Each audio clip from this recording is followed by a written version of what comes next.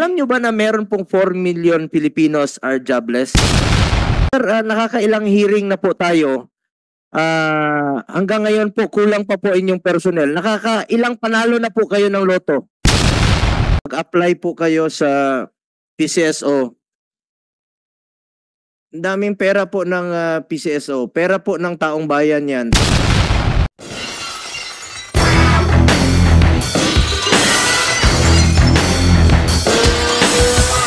Ilan ho bang malasakit centers meron ngayon?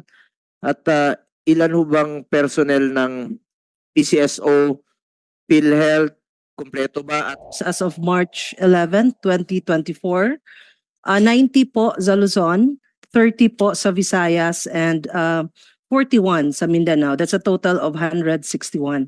As to the presence of the Malasakit Program Partner Agencies, for PhilHealth, Mr. Chair, 106. ESWD naman, as of January 2024, 136 representatives from 159. To update lang po, base po sa direktiba po ng ating kalihim si Secretary Rex Gatchalian na magbaba na po agad ng mga tao sa hospital. So far po for this period po, we can assure po na lahat na po ng hospitals po natin ay may dedicated social worker na po doon. Thank you. Salamat po sa inyong commitment. Sir, nakakailang hearing na po tayo. Hanggang ngayon po, kulang pa po inyong personnel. Nakakailang panalo na po kayo ng loto.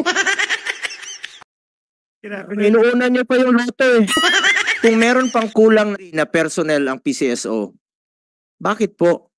As of March po, ang total deployed personnel ng PCSO out of the 161 MCs ay 104 na po.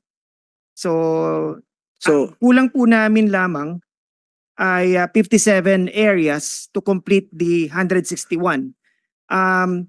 Gaya po ng concern po kasi namin, ang management team, our GM po, we are trying our best to renew the contracts of our JOs kasi yan po talaga yung pinakamabilis na paraan para makapag-deploy kami ng tao. But may mga factors din po na nakaka-apekto.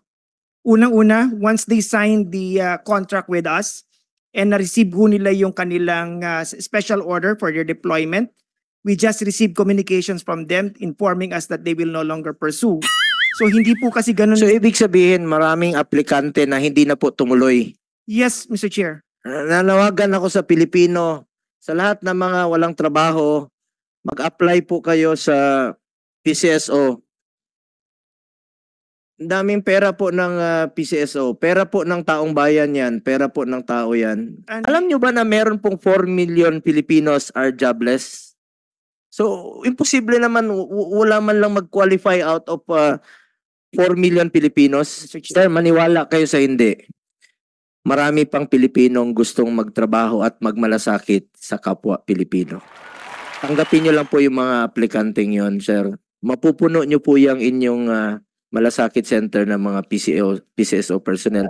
Ako naman po ay sumusuporta sa PCSO, lalong-lalo na po kung makakatulong talaga yung mga financial assistance sa mga mahirap nating kababayan. And you have that program to help the poor. Yung tulong sa kanila. Ako, nakikita ko yun. Kaya nga po, naumpisahan po itong malasakit center. Naisipan ko po ito. Nakita ko sa Davao noon, nakapila sa bangketa. Pumipila 5 AM po sa PCSO para humingi ng tulong. Hingi ng financial assistance, bibigyan ng 5,000 yung pasyente. Pero 5 AM pa lang, nakapila na yan dyan, nagmamakaawa, humingi ng tulong. Pera naman po ng taong bayan yan. Ibigay nyo po kagad. Diyan ko po naisipan ito malasakit center. Kaya natin nilagay sa isang kwarto po sa opisina ng hospital. Yung PhilHealth, PCSO, DOH at DSWD. Para hindi na sila lumabas at pumunta sa inyong opisina para humingi ng tulong. Diyan na po sa loob ng hospital. Kaya po natin to isinabatas para wag pahirapan ng mga kababayan natin. Sa pera naman po na kanila po yan, sa taong bayan po yan. Tulungan po natin